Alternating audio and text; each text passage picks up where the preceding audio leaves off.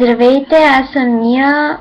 Малко съм болна, затова гласът ми е така пресипнал, но сега ще си поговорим за Спиндерман. Значи, тази имитация на Спайдермен е много тъпа, понеже гледам 12 годишни деца пушат. И постоянно повтарят фостата. Значи, тази смешка е, как да го опиша, човек, който пише нарочно неграмотно думите, да се прави неинтересен. И това тинейджърите го обожават, така да се каже.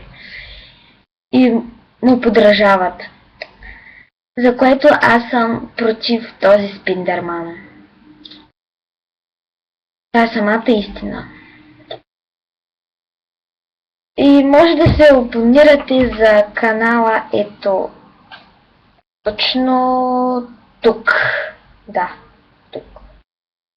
Може да се абонирате и да ви кажа честно, наистина този Спиндерман, ако не беше той, не знам кой човек е решил да се даде тази страница и да пише толкова неграмотно тия думи. В една дума от 5 букви 7 грешки. Представете ли си? Това вече е...